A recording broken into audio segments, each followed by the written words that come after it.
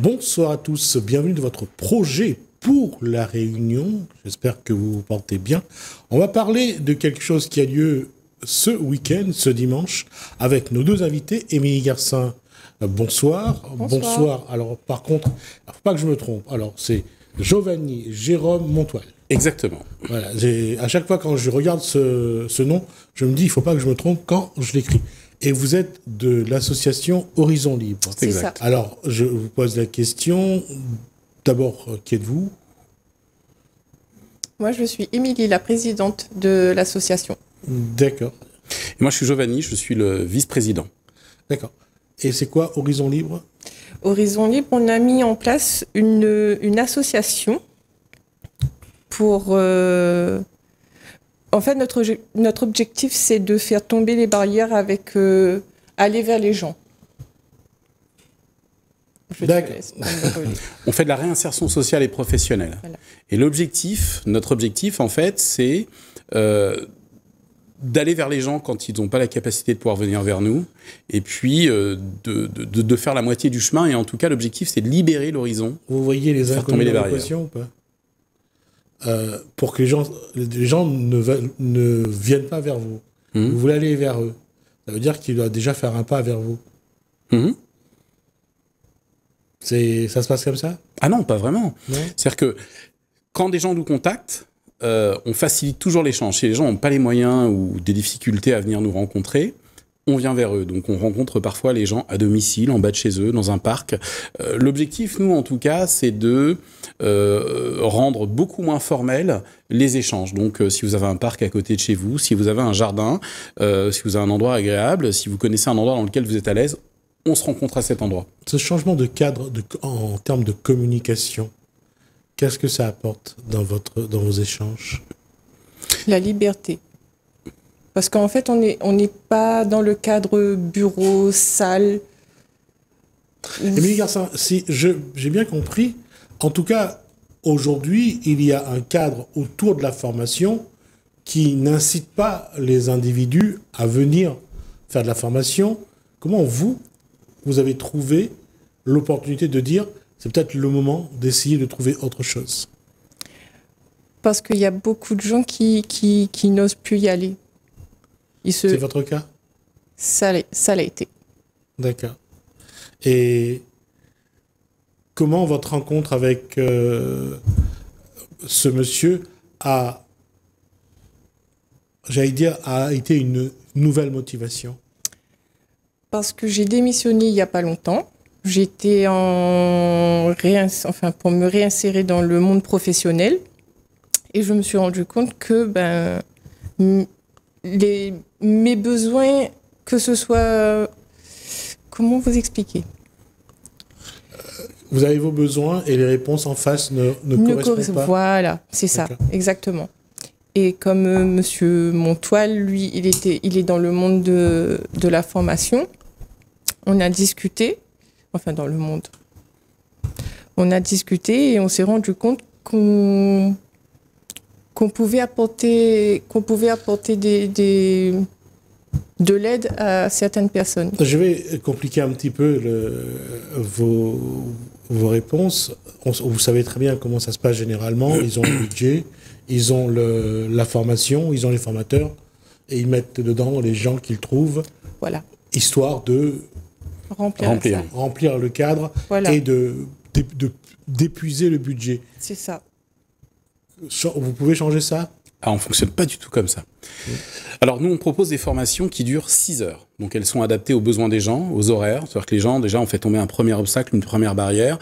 Je peux pas venir en formation, j'ai mes enfants. Pas de souci, déposez-les à l'école. On commence à 8h30, on finit à 15h30 ou 16h. Donc déjà, on a réglé le problème. Le problème de la salle, on fait beaucoup de formations en extérieur parce que y a des tas de gens qui n'ont pas accès, en tout cas, à un espace extérieur. Et puis, quand on est en situation de réinsertion, quand on a des freins, quand on n'ose pas, quand on n'ose plus, quand on ne veut pas, eh bien, être enfermé dans une salle de réunion, dans une salle de formation où on est même plus acteur, même plus spectateur en fait, on est passif, où on attend que l'heure tourne pour pouvoir partir, eh bien, ça n'apporte rien. Donc nous, on s'est en fait déconnecté de tout ça. Quel est le nombre de personnes pour chaque formation, pour chaque séance de formation? Ah ben alors nous, on fonctionne au besoin. Si on a 3 personnes à former, puisqu'on n'est pas là pour gagner de l'argent, eh bien, on forme 3 personnes. Puisque le principe, c'est de former le plus grand nombre. Alors, pourquoi est-ce qu'il faudrait décourager des gens et leur demander d'attendre quelques semaines alors qu'ils sont disponibles maintenant? On en forme 3, 4, 5, 10, 2 parfois. Émilie a fait des formations avec 2 personnes. Voilà. Non, c'est intéressant d'être avec 2 personnes en formation, parce que vous avez vraiment une formation. Le temps. Vous avez le temps, Voilà. et puis l'échange est concret. Alors, parce qu'au 2 à 2, 5, ça devient une classe. Ça devient une classe quand on est enfermé avec une porte, avec des fenêtres, alors que quand vous êtes dans un jardin, quand vous êtes dans des lieux ouverts, on a fait des formations dans des kiosques, on a fait des formations, au tout début on a commencé dans le jardin, sous la terrasse de sa maman, on a une dame à Bois-de-Nefles qui nous a ouvert son jardin, donc on vient avec nos chaises pliantes, elle a préparé du thé, un gâteau, mais c'est hyper convivial, vous avez des gens qui n'ont même plus accès à ce genre d'échange, à ce genre de sympathie, d'amabilité, de courtoisie, et on leur dit aux gens, venez comme vous êtes en fait. Alors que les gens peuvent venir en savate. Eh bien, quand vous êtes éloigné de tout ça, quand vous êtes exclu, le fait de pouvoir être entendu, écouté, apprécié, de vous exprimer comme vous avez envie de le faire, et comme vous savez le faire, c'est chouette. Alors, vous avez prononcé le mot exclu. Ça veut dire qu'il y a un public qui aujourd'hui, qui se sent exclu de cette société de formation? Oui, parce qu'avec dans le monde qu'on est maintenant, qui est numéralisé, digitalisé, c'est compliqué pour certaines personnes.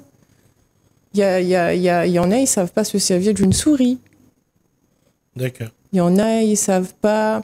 C'est comme on disait tout à l'heure, un mot, ils ne connaissent pas un mot, ne serait-ce aller chercher la définition, ils ne savent pas le faire non plus. Donc, là, c'est la capacité de l'individu de trouver en lui l'énergie, Voilà. d'aller chercher un dictionnaire et de chercher dans le dictionnaire le mot qu'il ne connaît pas. Qu'il ne connaît pas. Donc, ça veut dire que là, on remet en cause l'évolution de la société depuis quelques années. Parce que l'être humain, depuis quelques années, a confié sa vie à soit le smartphone, soit la tablette, soit l'ordinateur. Ouais. Alors, comment... C'est là le travail. Est-ce que vous vous rendez compte que vous luttez contre Big Brother, justement? Alors, on lutte contre rien. Parce qu'au final, les gens ont un besoin. Donc, par exemple, on collecte des ordinateurs, on a un bénévole qui les remet en état, et on apprend aux gens à se servir d'un traitement de texte. Eh bien, en apprenant à se servir d'un traitement de texte, on se rend compte que les gens ont parfois des lacunes grammaticales, d'ordre orthographique, ou lexicales, ou syntaxiques. Donc, du coup, on retourne un peu en arrière, on propose des ateliers au fil de l'eau en disant écoute, on a noté que tu avais quelques lacunes, est-ce que ça t'intéresserait qu'on passe peut-être 3 heures ou 6 heures à reprendre quelques mots? On a appris récemment à des gens à chercher dans un dictionnaire. Un truc bête, en leur disant mets ton smartphone de côté, puis cherche-nous le mot, par exemple, cherche le mot micro, par exemple, et puis tu t'apercevras que c'est pas micro, que c'est microphone, tu t'apercevras qu'il y a une étymologie, et les gens sont super contents parce qu'ils se disent ça on me l'a jamais appris. Ça veut dire qu'aujourd'hui, il faut réapprendre des gestes qu'on apprenait dans les années 50-60, c'est-à-dire un peu comme si on apprenait à un enfant à marcher. Oui, rattraper un peu le temps perdu. Voilà. On s'adapte au niveau.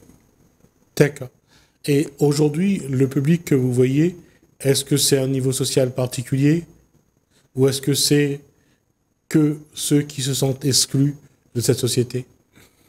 Alors, l'exclusion, tout à l'heure, j'avais envie de le dire, on est déjà exclu quand on habite les Hauts et qu'on est participant inscrit à une formation qui se passe dans une ville sur la côte. Il faut déjà 2 heures pour y aller. 2 heures pour aller en formation avec des inconnus, dans un univers dans lequel vous ne serez pas forcément à l'aise, auquel vous n'êtes pas habitué. Et donc, nous, l'exclusion, justement, cette barrière de l'exclusion, on essaye justement de l'abolir en se disant, la formation, on va l'organiser près de chez toi. Donc, tu as une demi-heure de bus. Et puis, si tu es en retard, tu nous préviens. Et puis, voilà. Enfin, expliquer aux gens qu'on est vraiment proche d'eux. Moi, je vois souvent ces gens qui attendent sous un arrêt de bus pendant une demi-heure, 3/4 d'heure, en fait. C'est affreux, en fait, de se dire qu'on a un rendez-vous et qu'on doit prendre des dispositions bien au-delà de ce qui est acceptable, en fait. Alors, depuis que vous avez commencé les formations, combien de personnes à peu près vous avez vu? Une trentaine jusqu'à présent.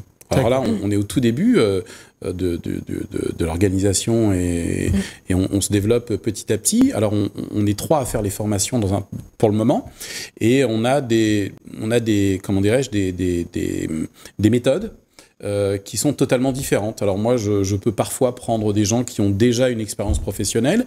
Émilie, elle, au feeling, elle me dit, bah écoute, cette personne, je la sens, on a un vécu qui est similaire, où il y a des choses qui m'ont parlé dans son parcours de vie, donc je vais organiser une formation avec ces 2-3 personnes-là, et puis on fait vraiment on a mis en place une sorte de mentorat. Dès l'instant où les gens viennent nous voir pour un objectif professionnel ou social, on les accompagne de bout en bout, et donc on a des rendez-vous réguliers avec eux. Les gens peuvent nous appeler, nous dire, bah écoute, j'ai des doutes, je me pose des questions. On est à l'écoute, en fait. Donc, on propose plus que de la formation, on propose un véritable accompagnement, et puis on essaie aussi de dissiper les doutes. On n'est pas des assistantes sociales, on règle pas les problèmes, mais ça permet aussi aux gens de parler de leurs problématiques à quelqu'un d'autre. Qu'est-ce que les gens attendent le plus aujourd'hui de vous? Qu'est-ce qu'ils vous demandent le plus? C'est plus, comme on disait tout à l'heure, se servir d'un ordinateur. C'est ces gens-là qui se tournent vers nous. Préparer un CV. On a fait une formation à préparer son CV. C'est à s'insérer professionnellement et socialement. Oui. Parce que ce qui ressort de ce que vous dites actuellement, c'est que on a l'impression qu'on réapprend à marcher. Oui, exactement. Ce que les gens attendent, c'est quelqu'un qui les comprenne et qui soit capable d'entendre ce qu'ils disent tout bas. Je ne sais pas très bien lire, je ne sais pas très bien écrire, je ne sais pas me servir d'un ordinateur. Ces petites choses qui sont aujourd'hui un peu honteuses. Oui, voilà. Quand on se dit, bah, dis donc, il ne sait pas se servir d'un ordinateur, d'où il sort celui-là? Eh ben non, en fait, nous, on doit être capable, et les gens doivent être capables de nous dire, bah écoute, moi, je ne sais pas me servir d'un ordinateur et j'arrive pas à trouver de travail. Alors, ça peut être aussi un obstacle et une barrière. Et donc, j'aimerais résoudre ce problème. Eh ben, on va apprendre ensemble. Voilà. Nous, ce qu'on veut, c'est que les gens viennent nous voir et construire des formations au fil de l'eau et être capable de se dire, ben moi, je sais pas me servir d'un dictionnaire, je sais pas me servir d'un ordinateur, je sais pas me servir d'Internet. Voilà. Alors, dimanche 8 décembre, à Boisneuf-Saint-Paul, qu'est-ce que vous avez préparé et quel est l'objectif ou la motivation de votre événement? Alors, on a organisé une braderie solidaire. Alors, l'idée est née du fait qu'au tout départ, quand on accompagnait nos bénéficiaires, certains nous disaient, moi j'ai un rendez-vous demain, je sais pas comment m'habiller, j'ai pas de quoi m'habiller, entre les vêtements de mariage et les vêtements de la vie de tous les jours, il n'y a pas d'entre-deux. Donc on a commencé à collecter des vêtements, les gens autour de nous ont commencé à nous donner des vêtements, puis on a créé une sorte de vestiaire en disant, prends ça, c'est lavé, c'est propre, prends-en soin, et puis présente-toi avec ces vêtements-là, et puis tu pourras commencer avec ce premier trousseau. Alors on a commencé à collecter des vêtements, et puis on s'est rendu compte qu'on en avait aussi pour les enfants, pour toute la famille, et comme nous, notre objectif est beaucoup plus global, au-delà de la réinsertion professionnelle, réinsertion sociale, on a organisé une braderie solidaire. Et volontairement, on l'a fait à Boisneuf-Saint-Paul parce que on se dit que les gens ne sont pas obligés de descendre à chaque fois qu'il y a un événement pour aller sur la côte ou aller à Saint-Paul en ville. Donc on est entre les deux. Et donc on propose des vêtements pour les femmes et les enfants. Alors on a des prix très simples. On a 1, 3 et 5 euros. Donc on a des vêtements en très bon état, on a des vêtements neufs à 3 euros, avec les étiquettes encore dessus. On a volontairement pas arraché les étiquettes. Vous pouvez acheter à 3 euros un vêtement qu'on a valu 12 ou 24, on a vu les étiquettes, pour que les gens comprennent en fait que chaque chose a un prix, chaque chose a une valeur. Et en tout cas, il ne s'agit pas de charité. Le vêtement qu'ils achèteront, ils l'ont payé. Voilà, ils l'ont payé quoi qu'il arrive. Et tous les vêtements enfants sont vendus à 1 euro. On a des vêtements, on a un stock énorme de super vêtements pour les bébés et pour les jeunes enfants. C'est 1 euro les vêtements pour les enfants. D'accord. Donc ça commence à quelle heure dimanche? 8h dimanche. 8h30, pardon. C'est 8h30. 8h30 jusqu'à 14h. D'accord. Donc à la salle Grossette. Joseph Grossette. À la salle. Joseph Grossette. D'accord. Derrière la mairie. Collé à Le la Bois de mairie. Nef. D'accord, ok. Et cette, j'allais dire, travailler sur la posture, travailler sur la tenue vestimentaire, ou dans les formations que vous mettez en place, il y a un volet communication. Oui, il y a un volet présentation. On fait des ateliers, des jeux de rôle pour être capable de se présenter un entretien. Alors, c'est plutôt ludique parce que on a tous envie de piéger son camarade. On piège, on traque, on pousse un petit peu à l'erreur. Et puis on se parle comme on doit se parler. On demande aux gens de venir en situation et en tenue pour un entretien. On essaye de reprendre un petit peu les codes vestimentaires en leur disant, arrange un peu ça, la coiffure, le maquillage, et puis on se lance à tour de rôle. Je participe aussi aux entretiens, je suis parfois le salarié, je suis parfois l'employeur, je suis parfois la dame qui fait l'accueil et qui réoriente, on tend des pièges, vous aviez pas rendez-vous aujourd'hui à cette heure-ci, on essaye de décontenancer les gens et puis de leur amener justement cette force qui fera que quand ils se présenteront en entretien, ils seront en tout cas prêts, ou un peu plus qu'ils ne l'étaient. Lorsqu'on parle de la timidité de certaines personnes, cette posture de retrait qu'ils ont par rapport à d'autres, est-ce que cette partie-là est la partie la plus complexe à travailler, à changer, à faire évoluer? Ça va vite. Pas tant que ça. Non, pas tant que ça, parce qu'on s'adapte à la personne. C'est pas dit que quand il arrive, il va s'asseoir là, il va juste écouter, il va noter. Non. Non. Ça se passe pas comme ça. Les gens viennent, ils sont ouverts. Moi, parfois, sous des dehors un peu rigides comme ça, les gens peuvent penser de prime abord que je peux être un gars un peu trop strict, mais non, mais on se tape dans le dos. On a un langage cru, familier, on se parle comme on se parle à la maison. Enfin, on essaie de faire comprendre aux gens qu'on n'est pas dans un cadre formel et institutionnel. Voilà. Moi, je viens en savate, je viens en short, je viens en t-shirt, voilà, j'ai ma casquette parfois, je me suis pas rasé le matin, je viens comme je suis. On est là pour justement faire tomber les barrières et se dire qu'on est tous égaux. Voilà. Pas obligé de se raser de frais le matin et autres. Alors justement, comment ces individus réagissent généralement lorsqu'on leur sort de leur environnement pour leur proposer un nouvel environnement? Eh bien, ça plaît, parce que quand la journée de formation se termine, on fait le point, il se passe quelques jours et on revient vers nous. Toc, toc. Quand est-ce qu'on se met au CV? Toc, toc. Quand est-ce que je passe à l'étape suivante? Ouais. Ils ont fait le point entre eux, ils ont échangé entre eux. On est 3 là, est-ce que tu peux pas monter un atelier? On aimerait refaire le point sur le CV. Voilà. On est à la disposition des gens, en fait. C'est-à-dire qu'à un moment donné, il y a une émulation qui se crée et les gens se disent, on est une équipe, on est une bande, on est une troupe. Allez, on s'accompagne et on se motive mutuellement. Et la timidité, elle tombe très très vite parce que les gens sont voisins, ils ont toujours quelqu'un en commun. Et puis comme on n'est pas obligé de venir avec sa serviette, son pantalon, son costume ou son tailleur, les gens sont très très vite à l'aise en fait. Et personne ne sait, quand on est dans un jardin ou quand on fait autre chose, qu'on fait de la formation et qu'on aborde des sujets qui sont parfois un peu honteux, comme l'écriture, comme la lecture. On a fait il y a pas longtemps un café lecture. On lit des choses très simples, des choses mais vraiment très très simples et très basiques. Là, entre le moment où vous avez commencé et aujourd'hui, qu'est-ce que vous avez découvert? Qu'est-ce que vous avez constaté? Les gens ont besoin, il me semble en tout cas, et non, c'est une évidence, les gens, je me trompe pas là-dessus. Les gens ont simplement besoin qu'on leur tende la main et qu'on leur dise, mais viens, on est comme toi, on a des doutes.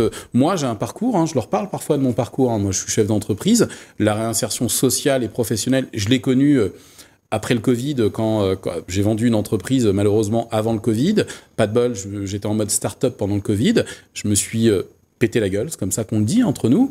Et puis, j'ai dû regravir les échelons. Donc, la réinsertion sociale et professionnelle, à un autre niveau, dans d'autres lieux, je la connais. Donc, je sais ce que c'est que parfois de manquer, d'hésiter, d'avoir peur, de plus être certain. Donc, on est dans un contexte de sincérité et de franchise. Venez comme vous êtes. Et avec ce que vous êtes, on ne fabriquera pas un nouvel individu, on vous aidera tout simplement à tirer le meilleur parti de ce qui est en vous et puis de trouver de nouvelles qualités. D'accord. Alors, il nous reste 1 minute. Je vous propose qu'on rappelle l'événement de ce dimanche 8 décembre. À la salle Joseph Grossette sur Boisneuf-Saint-Paul. Alors, c'est une braderie solidaire, un vestiaire solidaire. On y vend des vêtements que nous avons collectés, nettoyés, triés pour toute la famille, femmes, enfants, hommes. Les vêtements pour enfants sont vendus au prix unique de 1 €. On a des vêtements pour des nouveau-nés, mais vraiment des très jolis vêtements, ça donne envie d'avoir des enfants. Et puis on a des vêtements pour toute la famille. Les vêtements pour adultes sont vendus 1, 3 et 5 €. D'accord. Donc on va rappeler que cette braderie est en fait, j'allais dire, la continuité de ce que vous faites aujourd'hui, c'est de préparer les gens à aller à un entretien d'embauche, à un entretien de formation. C'est ça la démarche. Ou à retourner tout simplement dans un cadre social et sociétal, parce qu'il n'y a pas que l'emploi en fait. Parfois on a juste besoin, avant de trouver un emploi, d'être réintégré et réinséré dans la société. Hein. Voilà. Alors cette posture-là, elle est quand même un peu plus complexe. C'est juste la réinsertion de la personne dans la société. Là, vous avez un travail quand même qui est différent. Pas tant que ça, en fait. On est une petite société déjà quand on est 4 ou 5. D'accord. Puis quand on n'est pas à l'aise déjà à 2, quand on est vite à l'aise à 5, on peut être à l'aise à 10. Puis on est prêt. D'accord. En tout cas, merci à vous deux. Merci infiniment. Émilie Garcin et alors Giovanni Jérôme Montoil. Je prends mon temps pour le dire, pour ne pas, parce qu'il y a 2 J et je préfère ne pas les avaler. Donc Giovanni Jérôme Montoil. Donc rendez-vous ce dimanche dès 8h30 donc à la salle Joseph Grossette à Boisneuf-Saint-Paul pour une braderie. Donc vous verrez que les prix vont sans doute, pour ceux qui seront là, vous ravir. Donc vous aurez l'occasion de faire vos choix. On aura l'occasion de vous revoir pour d'autres choses sur ce plateau. Merci à vous d'être venus jusqu'à nous. Merci à vous de nous avoir suivis. Merci Hélène, merci François. Je vous dis à bientôt.